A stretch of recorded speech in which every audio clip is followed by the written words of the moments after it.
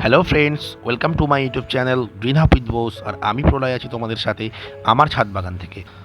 তো দেখো, চাপা ফুল গাছের একটা ফুল ভিডিও কিন্তু চ্যানেলে অলরেডি পাবলিশ হয়ে গেছে।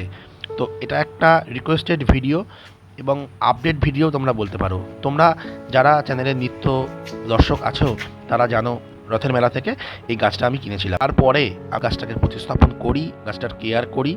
তো আজকের ডেটে আমি আমার গাছে ফুল ফুটেছে, তো সেই আপডেটটাও আমি তোমাদেরকে দেব। এবং পাশাপাশি চাঁপা ফুল গাছে ফুল না আসার যে সমস্যা, তার সমাধানও আমি তোমাদেরকে দেওয়ার চেষ্টা করব। তো চলো, তোমরা ভিডিওটা কন্টিনিউ করো। আশা করছি তোমরা তোমাদের সমস্যার সমাধান অবশ্যই পাবে।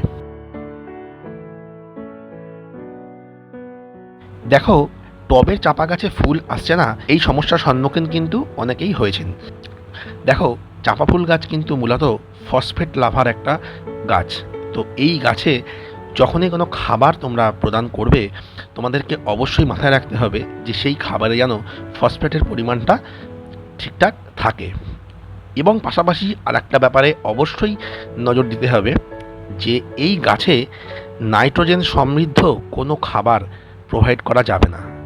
হ্যাঁ, গাছটা যখন ছোট আছে তখন প্রোভাইড করা যেতেই পারে, কিংবা ডরমেন্সি পিরিয়ডের পর যখন গাছটা আবার তার ফুল ফর্মে ফিরবে তখন একটু অর্ধেক প্রোভাইড করা যেতে পারে। কিন্তু নর্মালি একে রুটিন বেসিসে যদি তোমরা নাইট্রোজেন সমৃদ্ধ খাবার প্রোভাইড করো, তাহলে কিন্তু গাছটাই বড় হবে, সেই গাছ থেকে কিন্তু কোনো ফুল ফুটবে না।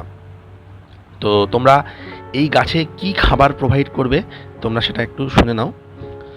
এই গাছে এটা আমার একটা 10 ইঞ্চি টব। তো এই 10 ইঞ্চি টবের মাপেই আমি বলছি, কারণ চাপা ফুল গাছ তো আর ছোট টবে খুব একটা হয় না, বড় টবেই চাপা ফুল গাছ প্রতিস্থাপন করতে হয়।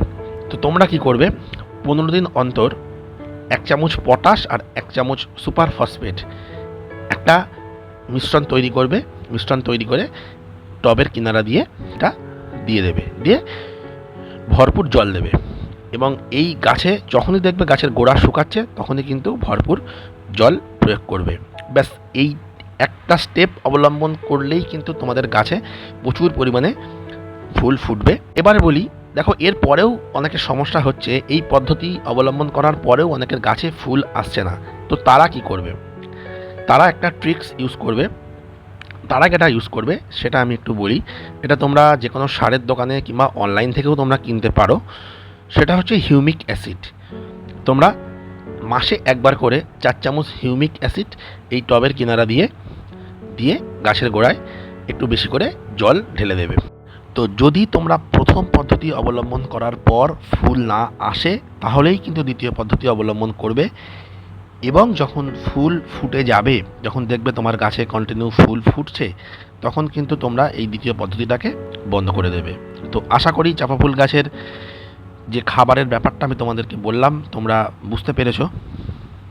তো এইভাবে তোমরা গাছের কেয়ার করো এবং প্রচুর প্রচুর ফুল ফোটাও তোমাদের ছাদ বাগানে।